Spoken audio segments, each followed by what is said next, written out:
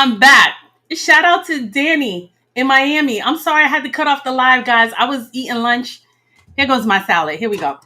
I was eating lunch and I had like salad in my teeth. And I was like, no, that's not gonna be cute. But I wanted to say before we get started, shout out to Grace's Fish Tea. I was really sick and I had made some seafood soup to get all my sinus cold out.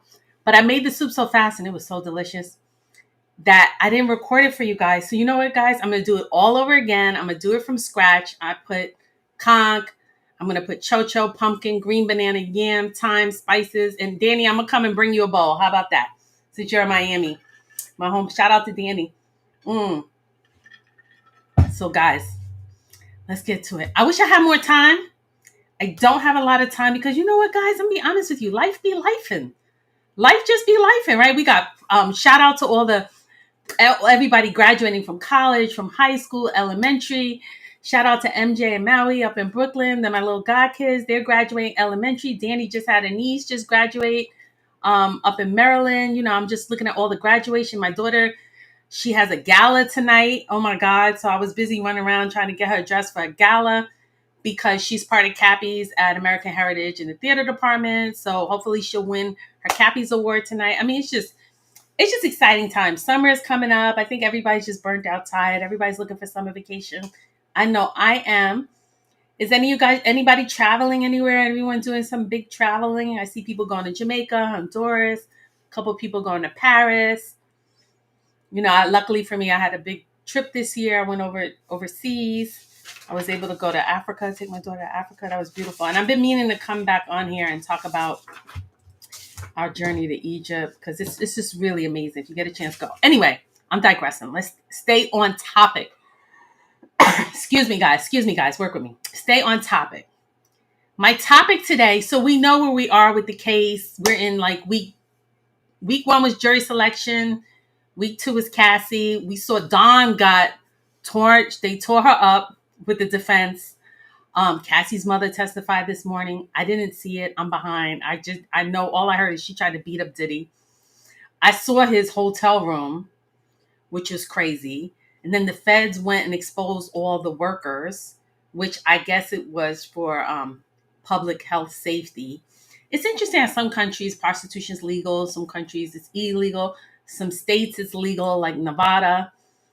Shannon Sharp has his case coming up over there where it's legal, but he flew her in from California to Nevada. So he crossed state lines. I mean, this is just crazy. And they released all the photos of the male sex work. Half of them were from New York, which is interesting. The other half were from Miami. And the only thing that I'm going to say right now with a lot of these, so far we only had 2 workers come forward. They all say the same thing. Think about they're all saying the same thing. Cassie paid me $10,000 in cash. Cassie paid me $7,000 in cash. Cassie paid me $800 in cash. Cassie paid me $400 in cash. Cassie paid me $800 in cash. Cassie was naked with the wig on her head, maybe high, maybe not. Talking about my husband's, don't look at my husband, don't pay my husband, don't mind. My husband's in the corner. We're just going to do something because he like roars. And here he comes with the bandana on the head and the bag on his head. Like what did he look like? Remember the unknown comic? I'm going to have jokes now. Hold on. Unknown comic. What was that guy's name? Oh my God. Here he goes. This dude right here. I'm going to share my screen. Y'all gonna laugh at me. I don't know. This is not funny. I don't even know how I make jokes, but here, I'm gonna share my screen. Y'all are gonna laugh. Hold on, let me share my screen. Share my screen. Oh, what am I doing over here? 1 second, guys. Technical difficulties. Thanks for hanging with me. This is going to be a quick one. I don't really have a lot of time. I'm going to run out. I didn't like that blue. Okay. Look at this screen. Do y'all remember him from the Gong Show? Yo, I'm stupid right now. I'm so stupid. First of all, last week my last live, we were doing the Tootsie Roll. But look at the unknown comment. That was Diddy. He's so psycho. He is a sick, perverted. Look at him. That was Diddy in the closet with the paper bag over his head with the 13 strippers from the Gong Show. He just jump out. And they go, here, take that, take that. And people were like, yeah, we knew Diddy because we recognized his voice. And then the stripper Punisher was saying, well, I followed Cassie online and he recognized her face. So even though Diddy had his face covered, Cassie's still a celebrity. So they recognized Diddy's voice and Cassie's face, and they put two and two together, and that was the Diddler. The Diddler is crazy. Look at him with the shopping bag on. That was Diddy. I'm gonna have AI make me a picture with Diddy with the shopping head. Did y'all see my Tootsie Roll? Y'all saw my Tootsie Roll picture. Okay, let me stay on point, Al.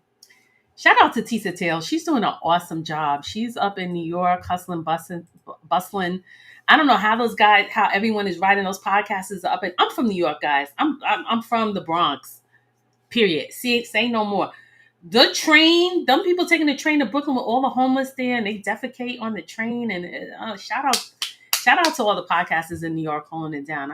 I couldn't do it. I'm from there, so I'm good. But anyway, I know I'm going fast because I don't have a lot of time. I want to cover a lot, but I'm going to try and come back later. I'm going to try. My goal is to try to go live every day if I can until we get a verdict, if I can. So mom testified. She tried to beat up Diddy. I heard the best friend was really good. Carrie Megan. She was neutral. She stopped talking to Cassie. She wasn't talking to Diddy. She wasn't an employee. She was a neutral. So she was really good with the jury. Also, Diddy has a pattern though. It looked like everybody he would beat him up, pay him off, beat him up, pay him off, beat him up, pay him off, beat him up, pay. It was like the money is like the root to all evil. They really say money is the root to all, because when he hit Steven Stout in the head with the bottle, what do? He cut him a check $5 million. So this best friend, Kerry Morgan or whatever in Jamaica, they're hanging out. What did he do? They were hiding in the woods and beat her up or whatever. And he said, "Oh, pay her off. Just give her $30,000." I would have been like, "You," because she was gonna sue him. That's what it was. She was like, "I'm gonna threaten to sue you." He was like, "No." Anyway, I don't mean to digress really quick, but I want to give you guys some good intel. Anybody who likes concerts, you guys like concerts? Like I like concerts. I just went to a concert. Live Nation has $30 tickets on sale. Any concert throughout the country. No, I'm not getting sponsored for this, but go ahead and hit my like button. I just try to bring value, with my cooking or anything else. $30 tickets. It starts in 19 hours. So tomorrow, which is the 21st, you could just click here, get a reminder, and go ahead and get your $30 tickets. Who's going to be here? The Weeknd is performing. Here's a list. Suicide Boys. I mean, I'm not going to read all this, but The Weeknd was going to be on, and Little Baby, the Doobie Brothers. The Doobie Brothers is more my age. The Doobie Brothers might be a good one. All right. So I just wanted to go through that really quick. All right. So there were 13 workers, all men, in Miami, in New York. I don't know if some of them were traveling or not with the transportation. Cassie always paid them. Cassie hired them on Backdoor and on Craigslist. Do you guys remember that video with Jonathan Odie? Let's listen to Crazy Jonathan Odie if you guys didn't see it already. Let's go play that. Crazy, crazy, crazy. I've been trying. My settlement put me in a box. Basically, I couldn't talk because I was going to be sued. So I let it be, but they've been following me, and they've had Smart Ghetto has had the FBI on me, that's had other agencies looking at me, spying on me, okay, because they want to set me up as an extortionist, like if I was extorting Sean for money. It's wrong. Basically, what happened is Diddy'S and Ross, which they're good buddies, okay, they're gay. Who? Both. Diddy and Ross and Khaled. They all. The more you raise your prices, the easier everything becomes. About 4 years ago. Gay. DJ Khaled, Rick Ross, and P. Diddy? Yeah. They all gay? Yeah. Gotcha. Right. Khaled is a Hamas supporter. Okay. Who supporter? Hamas. Hamas. Yeah. Sorry, I said the wrong. No. Hamas supporter. Okay. Basically, he's Arab, Palestinian. Okay. The Ciroc agenda. Okay, is basically binge drinking poured out on a yacht. They promote binge drinking and drugs. Gotcha. The hip hop agenda was laid out by Obama. All right, guys. So this came out 4 years ago. It's got like 1 million views. You guys can watch the rest of it. I'm not going to play all of it.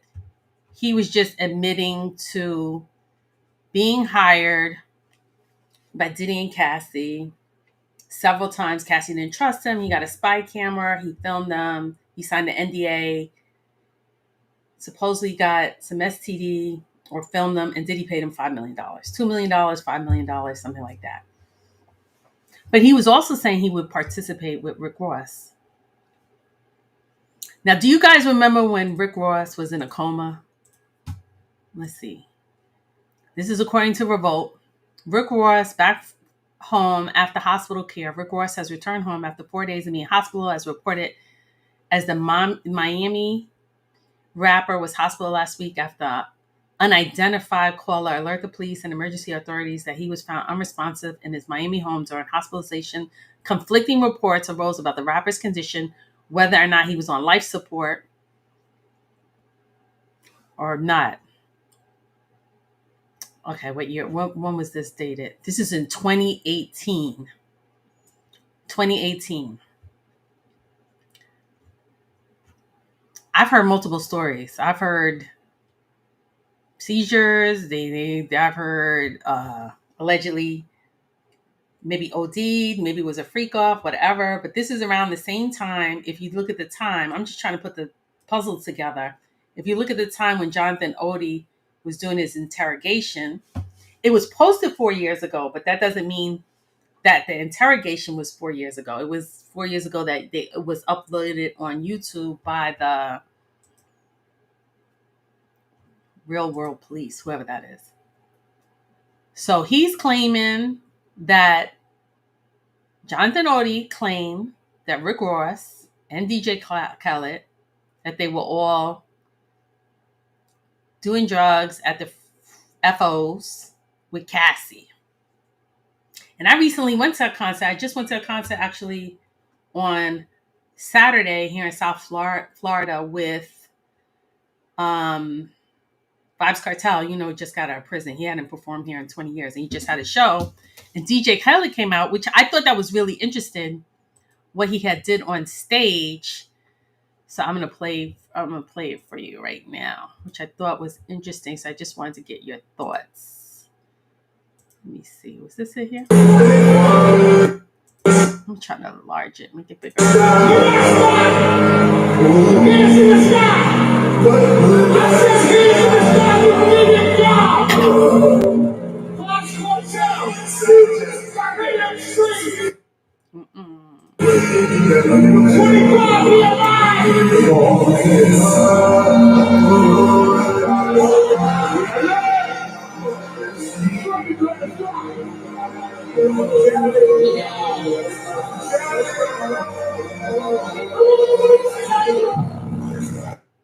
Do you guys see him on his knees praying to Allah in the concert? And I was wondering, I was like, I wonder if it was redemption, if he was repenting, or what was kind of behind that. I thought that I was there actually in person. I was like, okay, that's interesting. I wonder if something more was going on. I don't know. It was just something how I thought. Now let's go back over to Dapper Dan. Let's remember what Dapper Dan said about Janice Combs.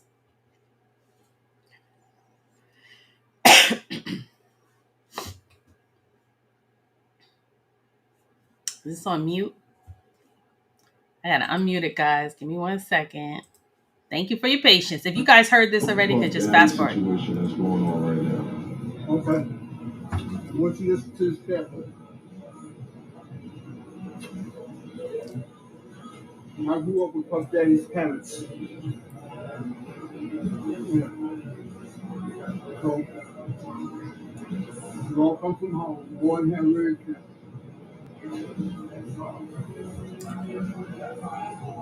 No matter what happens in the culture, it didn't just start.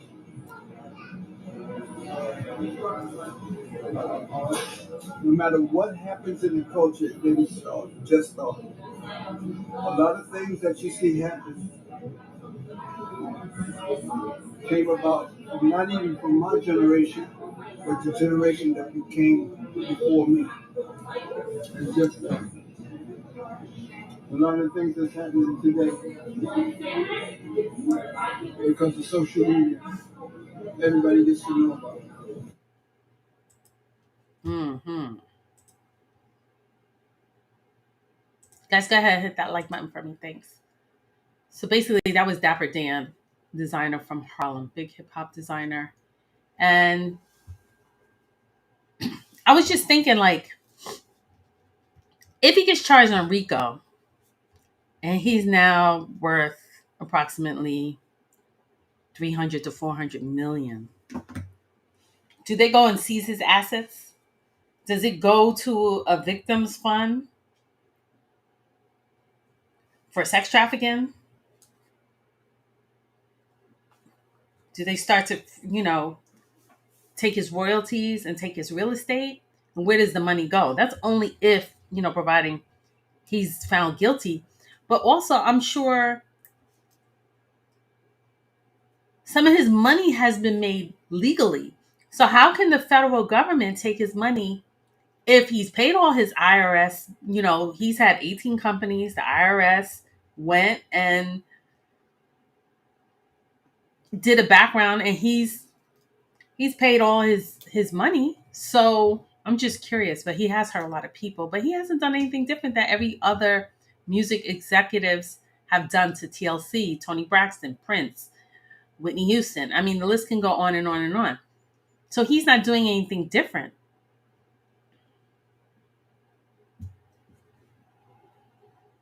He's not really doing anything different.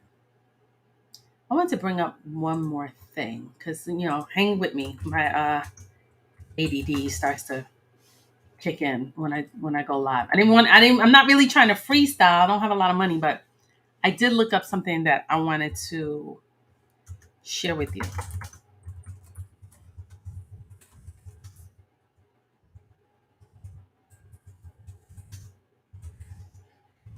I'm on ChatGPT.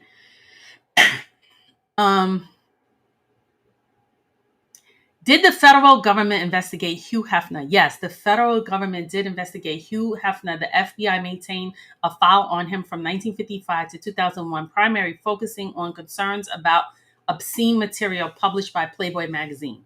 In the late 1950s to the early 1960s, FBI interviewed Hefner and considered placing him and his photographer under surveillance to determine if they were transporting pornographic images across state lines. However, the investigation concluded without finding any criminal activity, nothing that Hefner was ever too clever to violate federal or local laws. In 1963, Hefner was arrested in Chicago for obscenity charges related to publishing nude photos of actress Jane Mansfield. The case went to trial, but ended in a hung jury, and he got acquitted. That is interesting. Hugh Hefner was under investigation by the FBI, who Hugh Hefner and Bob Guccione kind of had that same Playboy mansion, FO come over, underage Playboy models or 18-year-old models, that he was taking care of them, providing them with money and a lifestyle. And he got investigated by the FBI. They went to court and hung jury. And that was in 1963. Additionally, in the 1970s, the FBI and the DEA investigated Hefner's assistant, Bobby Arnstein, in connection with drug charges. Some reports suggested that authorities hoped to link him to the drug trafficking through this investigation. After his conviction and suicide, Hefner publicly accused the government of targeting him unfairly. Wow. So his partner was a drug dealer who committed suicide because the FBI was after him. Interesting. Sounds like an Epstein. The FBI released a 58-page file on Hefner in 2019, 2 years after his death, as part of the policy of releasing files on public figures.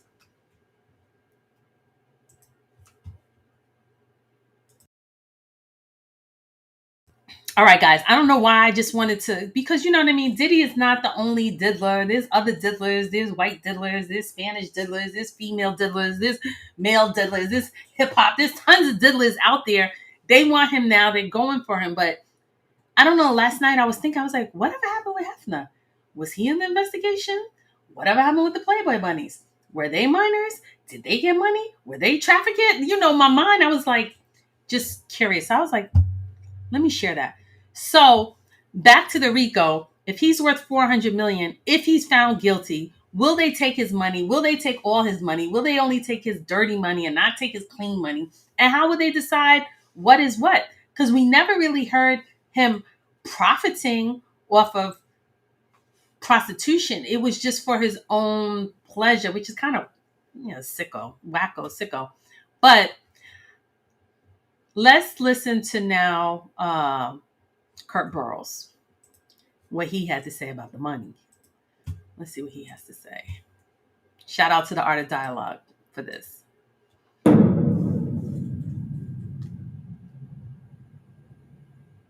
What went wrong between you and Puffy? Because if I'm not mistaken, he made you give up your ownership in Bad Boy, right? And they had you in the room and they had bets and they made you give over your percentage. Art, I would love to be able to answer that. Like I said, the evolution of the company started like you and I sitting like we are right now. If in a way it's like you're there and I'm across from you. That's the way we started Bad Boy. I would come over to the Uptown office, my notebooks, writing down everything I needed to do that day. Oh, let's get the LLC together. Oh, call Kenny. We need the employment agreement. Oh, let's do this. Oh, we got this session to do. Oh, mostly it was productions with the producers because we were uniquely situated as Bad Boy Productions to do productions on Uptown artists' productions, and we were paid through Bad Boy, through Uptown paying Bad Boy to do tracks for like Heavy D, Mary J, things of that sort. So we were very active in that, and that kept us very busy in that time to do that. And what happened along the way, we had a lot of success, got fired from Uptown. I was there helping him to build back up again, loyal, no betrayal, no stealing, family, his son's godfather. We were renegotiating Bad Boy. We had gotten over CCNY. It looked like the coast was clear. We were renegotiating with Arista. We were about to get a step up in the money. I had 25% of the company. I didn't know why he needed to get that back from me and then give it back to me again. I didn't understand that. That's like a trick. Like, okay, here, I gave it to you. Now give it back. And don't worry, I'm going to give it right back to you. I didn't want to give it up. So he came into my office one day unexpected, him and Kenny Marsalis. They had it planned out. Kenny had the briefcase with all the stock certificates in it. And Diddy had the bat. Not like I'm going to beat the shit out of you with the bat. But he had the bat like, man, we got to do this. This has to happen. I didn't feel I was going to get beat down in that office, in all honesty. I got people that could jump out of the shadows in a minute. I wasn't threatened by him. What I was messed up over was the fact that I started this company with you from day zero, and now the one solid thing that you told me I had, you want to take that back and do a return to me on that at this critical time that we're renegotiating and getting a step up on the contract. When he told me it was about all of that renegotiating and that I should trust, I did, begrudgingly, angry, upset. It wasn't right. I did it. He got the stock back. I went on, tried to get over that, kept doing my job, doing what I had to do, delivering everything. And once again, I was caught up in the job. I forgot all about it. And next thing you know, we had the snafu. I was fired. And he just said, oh, okay, bye. And since he had never given me the stock back, he never said that he would pay me anything or give me anything. He just avoided me all these years. Not only did he avoid me all these years, running high and low, I went on and started working with Mary, who the three of us started out together through Bad Boy Productions. What's the 411? She was signed to Uptown. She was started out under elder A&R person. He assumed an internship position, from internship to vice president of AD and A&R. He assumed the Mary Project. He put that magic on it. And with all of that success, when he got fired from there, the depression sunk in, suicide attempts, me, him, and his mother holding him together, Andre bringing him back, more success. Andre fires him, more depression. I set up the company, go get the deal for distribution. Biggie dies, depression, upset, wrong decision, the worst. I'm tired of puffing him up now because so many people had warned. I'm a little not distant, but not running after you with the shovel, cleaning up all the shit. Smell a little bit of it now. We lost the number one guy that we had. Listen, smell a little bit of it. Learn a lesson. He said, nah, you out. I didn't pursue it with a lawsuit. I looked at it like this was big, black, beautiful. I had something to do with it. It looks good. I don't want to embarrass myself in front of all the other cultures that looked at us and said they were winning. This was beautiful. And say, oh, I knew something was messed up with those guys. I knew something was wrong. I was trying to hold that back. At the same time, it was the worst thing that could have ever happened. He didn't want to honor me with credit. He started erasing my names off the albums, taking me off of anything that had any history with the company. He never paid me not one thing out. Percentage-wise, legacy-wise from Bad Boy Entertainment, and I had 25%. In the legal world, I still have what they call a tolling agreement. If you give someone something, take it back, and didn't give them a fair exchange in value for it, then it's not a consummated deal per se. I still have a claim on those stocks.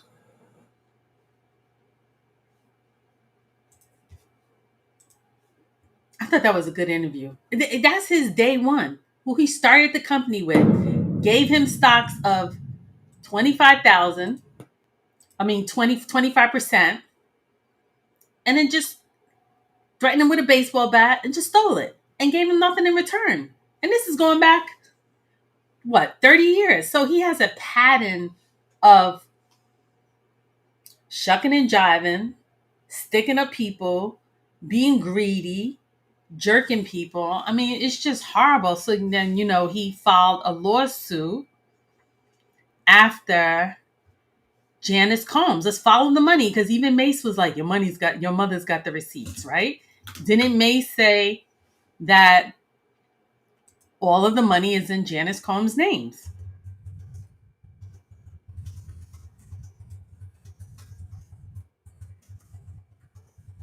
Right? Didn't he say that?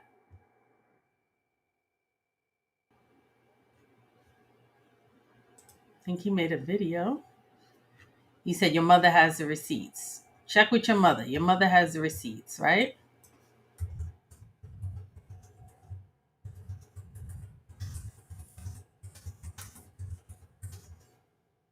He's trying to follow the money. Here we go. It's a big match, and only the best will win. Just Godzilla bankroll, stole some chili on. Yo, I ain't got it all. That means I'm very on.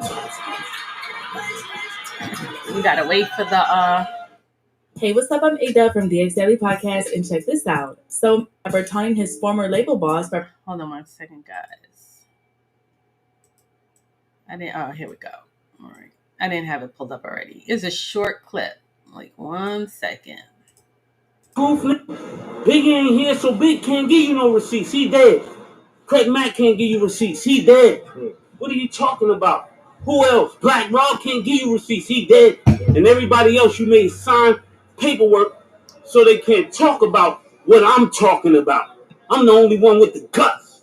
You're not signing it because I ain't need the money. All money ain't good money. Remember that.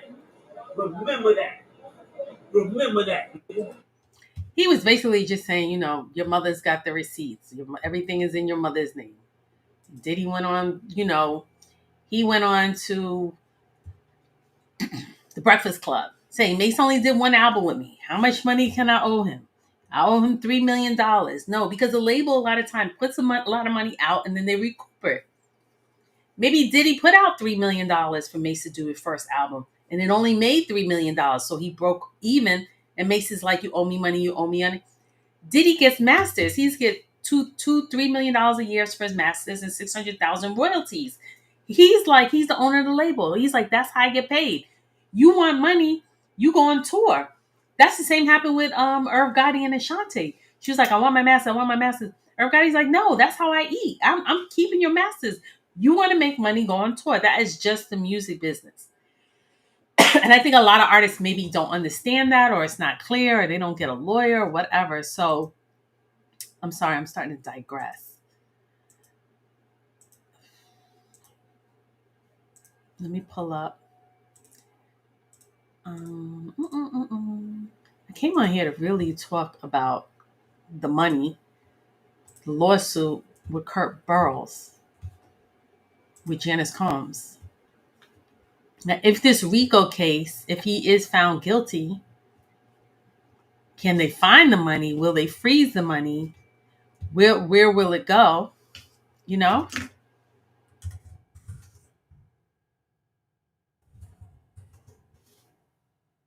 Would this guy Kirk Burrowes get any of it? I don't know. Here we go. Here's a lawsuit. I had it open, but for some reason when I restart the live. Hold on one second, guys. Hold on. I had to pull it back up. I had restarted my live and I lost everything. Sorry.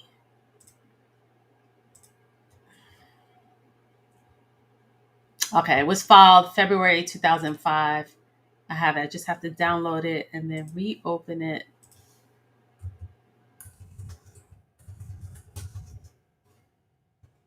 Anyone do anything fun this weekend? It's Memorial Day, Labor Day. It's not Memorial Day weekend. Anybody doing anything fun?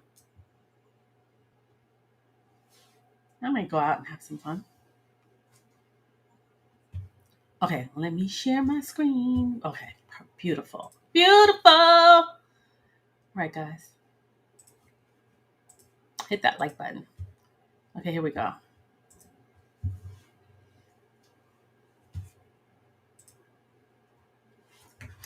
So that video I had just played you with Kirk Burrowes. He said, I was the day one.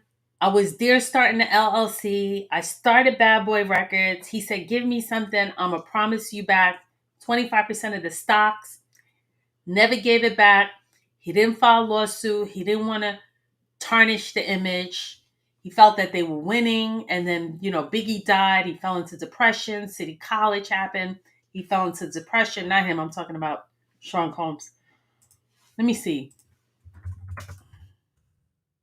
What year did Bad Boy Records start? And then remember, he got fired from Andre Harrell, Uptown Records. He was in depression. So 1993. So he stole the stock in 1993, and he's just now filing a lawsuit for the 25% back. And he filed that February this year.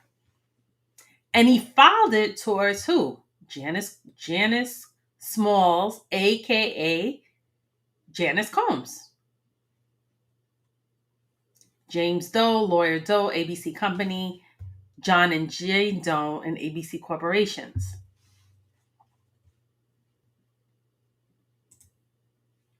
What is he claiming? What is he claiming? I know other YouTubers had kind of read through this. I didn't read through it. I didn't have time. So I wanted to read through it now. And I was like, okay, well, we could do it together. How about that?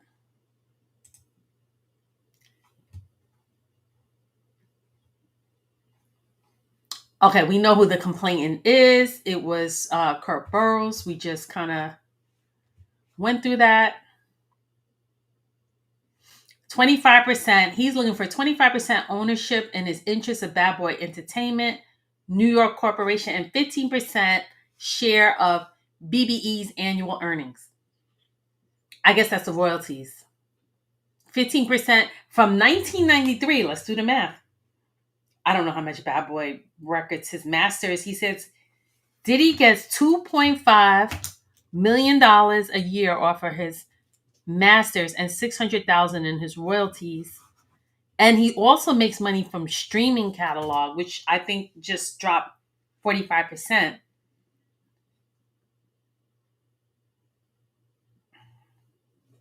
So I'm trying to, excuse me, 2025, 1993, the company, 32 years. He wants 15% of the shares. He wants 25% of his stocks that he invested that he took away, and 50% of the shares for the last 32 years.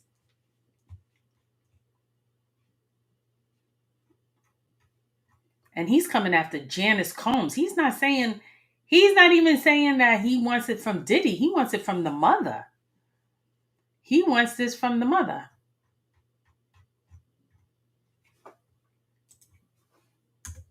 Janice.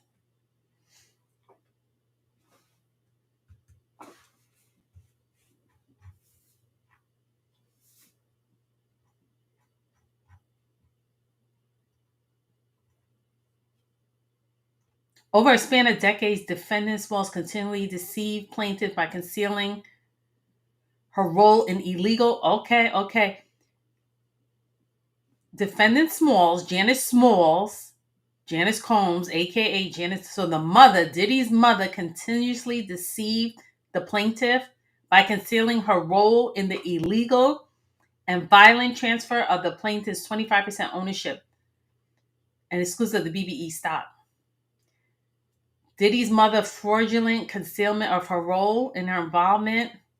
An indictment took place in May 1996,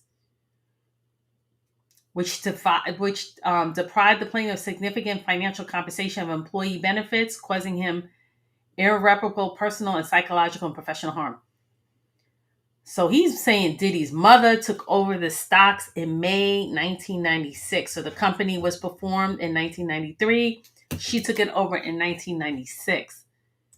Again, I'm so curious. Oh my God, yeah, we're gonna have enough time to get through this lawsuit. Oh my God. Okay. How much? I'm back on ChatGPT. How much was Bad Boy Records worth in 1996? So it's only 3 years old. And Diddy died. Not Diddy. Biggie died. He had Notorious B.I.G., Craig Mack, Faith Evans, 112 Total, and Mace. At that time, it was valued between 100 and 150 million. So follow what's going on now.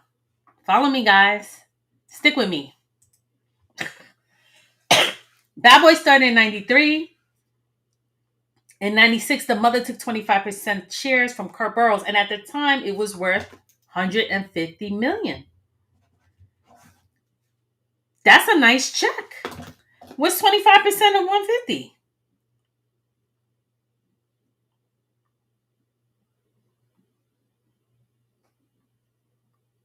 That's about $37 million that he was entitled to in stocks in 1996, plus 15% of the earnings over the past 32 years. Yeah, he's looking for a payout.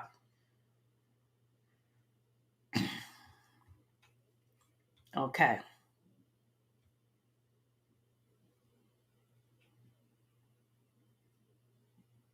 Okay, so she was part of a conspiracy with her son, Sean Combs, Kenneth Measles, I don't know, Esquire, James Doe, Lawyer Doe, and unknown, Co-conspirators. Oh, here we go. Co-conspirators. Are we going federal? Co-conspirators. In the RICO, if Diddy gets hit with the RICO, he's got to get off. That's why he just came with 2 more. He started this case with 10 attorneys. He's up to, with 8 attorneys. He's now up to 10. He just hired 2 more lawyers. The lawyers are getting about $2 million each for 6 weeks. He's $10 million in the hole because he knows they want to maybe come after his mother with the RICO charge, because it says right here, a co-conspirator. And the company he co-created and provided significant financial contributions without BBE, without having attained the global success it currently holds.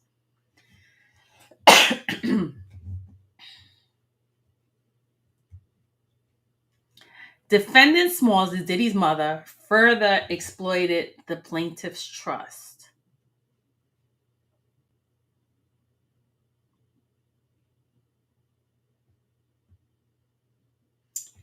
Okay, here we go. This thing is long. How many pages is this? This is 46 pages, guys. I am not going to be able, I don't have enough time to go through 46 pages, but I'm going to try to get through as much as I can. And if you guys want me to come back and finish it, just let me know in the comments. Look at the verbiage. Coercion, deceit, misrepresentation. This is coming for Diddy's mother. And she's showing up at court. Diddy's mother reneged on their agreement of compensation and collaboration in connection with the BBE documentary, therefore perpetuating a pattern of exploitation, coercion, and deceit. Who's the lawyer? Who's the lawyer that wrote this? They're causing her theft, involuntary transfer of plaintiff's 25% ownership of interest. In 2019, at Diana Ross's VIP event, defendant Smalls, that's Janice Smalls, aka Janice Combs, Sean Combs admitted to the wrongdoing and that he and his mother, defendant Smalls, engaged in that led in the incident that occurred in 1996, claiming that they needed to make it right. Excuse me. However, it is yet another strategic delay tactic to no corrective action. He admitted what he did and got to make a wrong right. That's hearsay. He was blacklisted from the music industry. He was blacklisted from events, companies, gatherings, and business opportunities. He destroyed his professional reputation.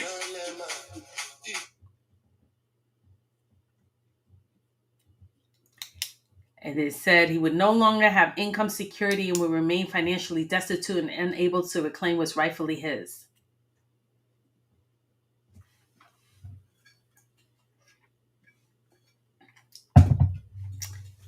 He blackballed him. He was blacklisted. Kind of like Monique with Hollywood. Oh, no one wants to work with you. Take $50,000 for your, for what you did in Monique. What was that movie that she had did? Precious. Take the $50,000, get out of here. Your problem. No one work with her. He blocked the money. Tyler Perry, Oprah Winfrey blocked her money for a decade. She should sue.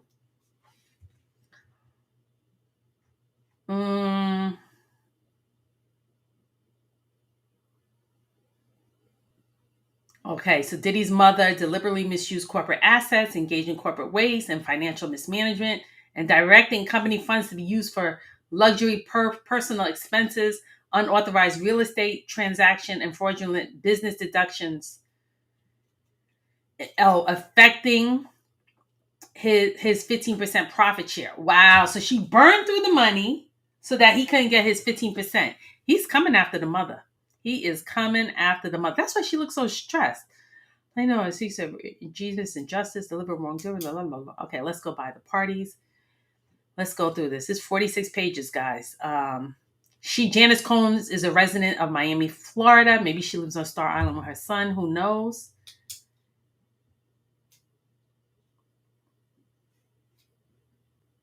She owns 75% ownership in the interests of BBE. So she owns, wow. So Janice Combs owns 75% of Bad Boy, allegedly, according to this. She is alleged mother of Sean Combs and a key figure in the inception of the BBE. Defendant Smalls was the business partner of the plaintiff that owns 75% ownership interest in the BBE. Okay. Defendant Janet Combs knows participating in a fraudulent scheme to obtain 100% control. She falsely denied the plaintiff receiving 25% until 2024, when records revealed that the role of involuntary transfer of plaintiff's ownership into the BBE.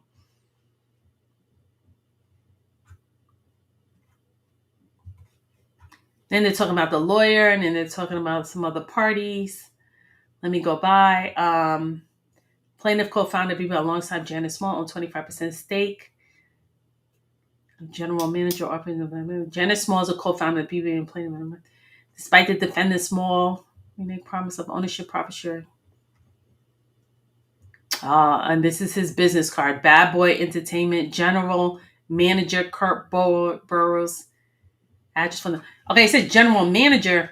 It's not saying owner.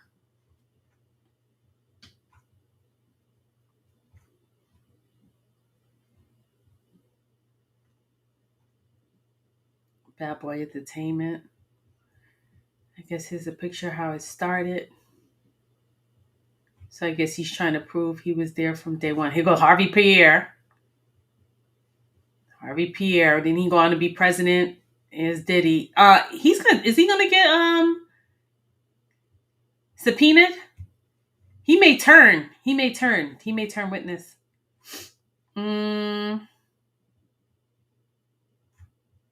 They're just talking about all the roles that everyone had played. Here goes Kirk Burrowes. He was really young. Kenneth Masalis. Okay, Janice Combs engaged in a pattern of calculated deception intentionally representing her role in the BBE in May 1996 while working to exclude plaintiff from ownership.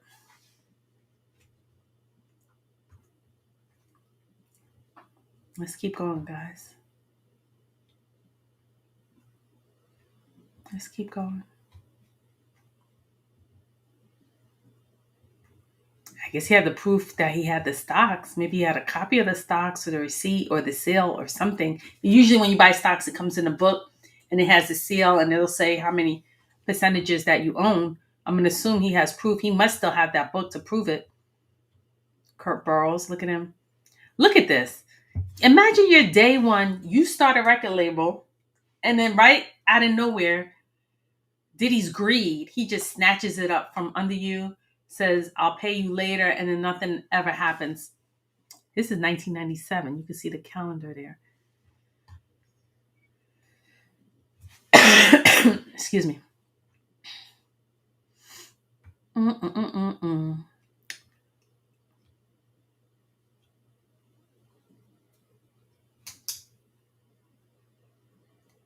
She consolidate power while excluding him for the financial rewards of his labor. I wonder how much he paid for the stocks, or if the stocks were just given it to him for free. It doesn't get into any details. If Kirk Burrowes, it could have been sweat equity.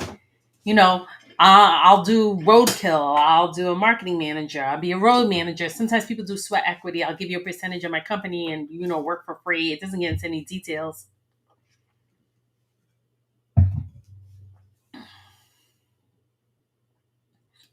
It says he turned down lucrative offers from rival labels, including Uptown Records, Elektra Records, Sony Entertainment, based on Combs and Small's false assurances that he would receive his rightful stake in the BBE. Instead, Diddy orchestrated a fraudulent scheme to strip him of his stake while profiting from his work. God don't like ugly. Let me tell you, karma, them universal deposits, everything you put in this world, look at everything's just coming back to him. Among the most egregious acts of misconduct, Sean Combs deliberately obstructed plaintiff's management contract with Mary J. Blige, an artist who Plaintiff rescued from financial collapse due to Combs' prior mismanagement and fraudulent financial dealings. Combs engaged in fraudulent financial schemes, inflating Mary J. Blige's expense account by charging unauthorized expenses, fabricating service fees, and luxury purchases under false pretense. Illicit transactions included charging personal expenses to the artist's account, such as designer clothing, private jets, luxury vacations, and unauthorized gifts. That's what they do. They just burn through your budget and say, oh, you spent everything. So, you know. One of the most egregious examples of financial fraud includes Combs' obsession with Tupac Shakur. He attempted to mimic Tupac's style, purchasing Versace silk shirts and expensive accessories for himself while falsifying expenses like purchase to Mary J. Blige artist account. So he told Mary, these are your profits. So instead of paying Mary, he robbed her, and that's why she went bankrupt, and he wanted to buy Versace clothes for himself to look like Tupac. Guys, I cannot make this up. Can you go hit that like button? I just be going digging with my shovel, and I don't even know what I'm going to come across. And I just saw Mary J. Blige last week in concert. Yeah, she did look tired, but we still love her music. It doesn't matter. As Mary J. Blige's business advisor exposed and corrected these fraudulent transactions, renegotiated her contracts, and successfully brought her out of financial ruin. So he helped her from going broke, pretty much. Plaintiff was architect behind Mary J. Blige Reinsurance, securing one of her most commercially successful tracks, Family Affair, by negotiating a production deal with Dr. Dre.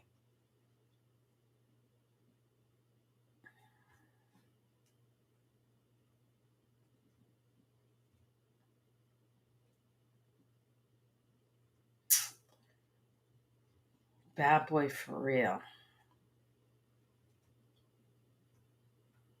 I don't know. Is there going to be any money left? Because I heard that, let me stop sharing this for a minute. Oh my God, guys, I am so sorry for coughing like that. I thought I was doing better, but my allergies came back. So I heard that so Cassie was going to rehab and she was like, okay, read my book. And he was like, I don't care. I don't want to read your book. So then she goes to Christina Curran, whatever, the chief of staff, and goes to her and says, I want you to read my book. And he's like, nobody's reading your book. She just wanted to be heard. She was going through therapy. She gets off the drugs, married with kids. She just wants to be heard. They're like, no, we don't want to hear you. And then she goes, I'll sell you my book. And they go, how much you going to sell me your book for? She goes, $30 million. Where did you get that $30 million from? I don't know. I just picked it out the sky. $30 million. Diddy gives her what she just said in court. She testified. She gets $20 million. I heard the $20 million came from insurance. He had an insurance, I guess, through his businesses, that the insurance paid the $20 million. And when she got the $10 million from the International Continental Hotel, that came from the hotel's insurance policy too. That's what I heard, allegedly.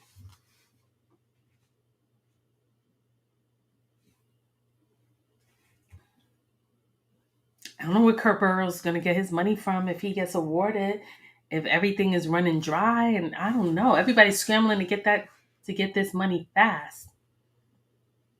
That's what it's all about, right? Money, all about the Benjamins.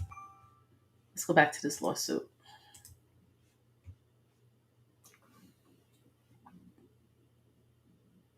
This thing is long, guys. This is 46 pages. I'm only on page 13. Okay.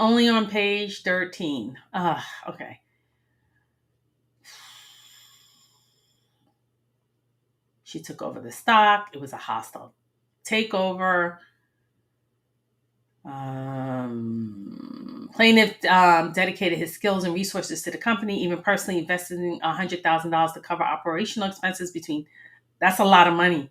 Kirk Burrowes put up $100,000 cash from 1992 to 1994. That's a lot of money.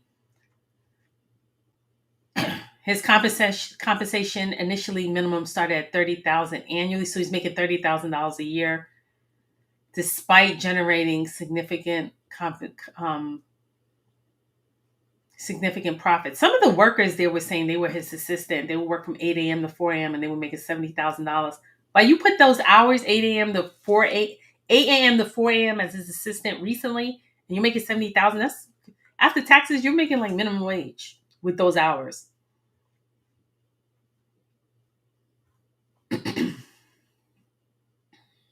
Okay, well, he's saying Sean Combs and Kenneth Salas they came to him with a baseball bat, and they used intimidation and force to turn over his shares of the certificate of 25 shares, and who transferred them to Janice Smalls. Boom! There go to Rico right there, guys. Janice Smalls. If Diddy goes down for Rico, the feds gonna come after their mother. He's gonna come after his mother. Right here. Here it is right here. They took this and he put it in her name. Upon information, I believe Janice Smalls signed the certificates, filed them with the appropriate government entities. Wow. That lady's gangster. They came with the baseball bat. She took up the paperwork and signed it in her name.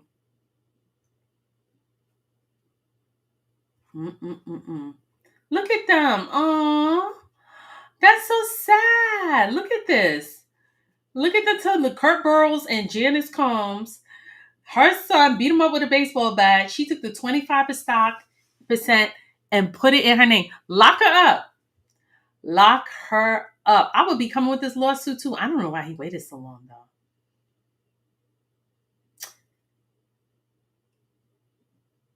And he is the godson of Sean Combs, first one, Christian Dior Combs. Okay, he said he's one of his kids' godsons. Oh, Kirk Burrowes. And isn't it sad, guys? He's his godson. Oh, wow. Wow, look at this photo. Look at this photo. So this is Diddy. He was so young. At the church with Misa, Mary J. Blige, Kirk Burrowes, he's right here, and Andre Harrell. There's Janice Combs, Kirk Burrowes, Andre Harrell. I guess this is Justin Combs in a dress. Diddy, Misa. I don't know who this is. Mary J. Blige. Wow, what year was this? That's a good photo. You guys see this photo, guys? We only on page 16. We only on page 16. I'm not even halfway through. Okay. In the summer of 92, Diddy was fired from Uptown Records. Yada, yada, yada. He talked about in an interview. He started going through that depression. Janice Combs took the shares. That's forgery. She signed it. Lock her up. Lock her up with her son.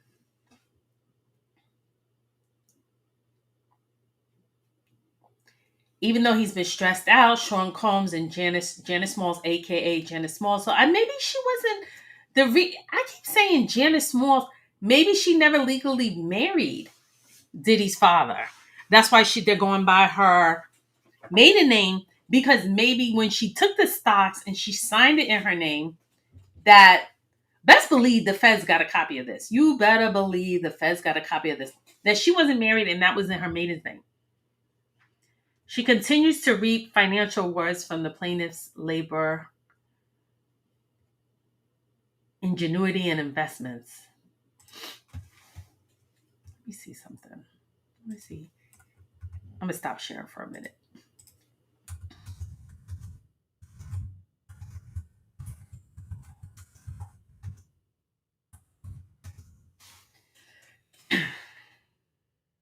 How much is Bad Boy Records worth in 2025? I'm just looking it up. Ooh. It's not publicly, the valuation is not, there's no information. Okay. Let's go back to the lawsuit, guys. Oh, guys. I gotta go. We're not even halfway through. Should I come back on the live later and finish, guys? I really like looking at those photos. But anyway, 25% of the shares, yada yada yada. You guys get you guys kind of you know where this is going already. You already know where this is going. Discovery of fraud. He want his money.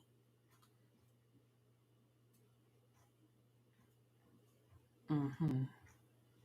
What else is it saying? I'm going through it real quick.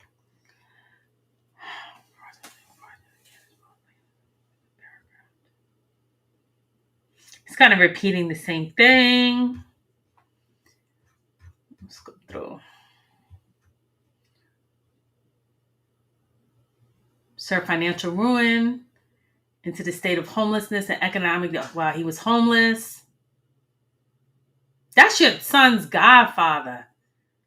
You're worth $150 million, and the guy who helped you start it is homeless. He had psychological anguish, and then he had offers to go work to other labels, but he wanted to show you loyalty. All money ain't good money, I'm telling you. Statute of limitations. I wonder if there's a statute of limitations. The claim must explicitly state legal factual business attorney statute of limitations account. Claim the time are barred. I don't know if the statute of limitations is 6 years.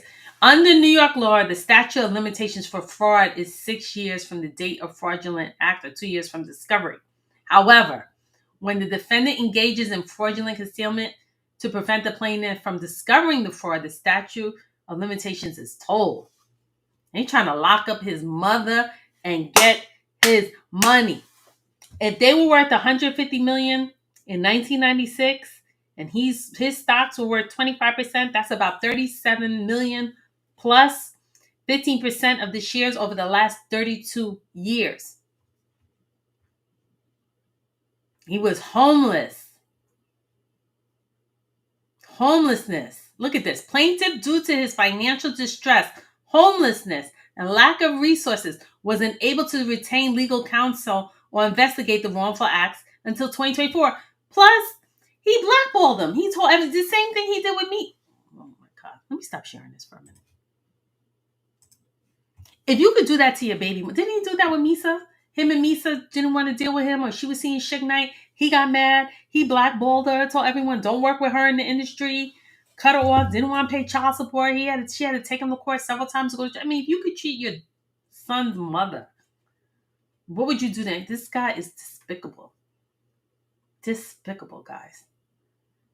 I hate to run. This was actually getting juicy. I may do part 2 later. I may come back and finish it because I'm just nosy, and I'll just do it with you. I think so, because I gotta run, guys. Like I said, it's prom season, graduation, all this stuff. I'll be back.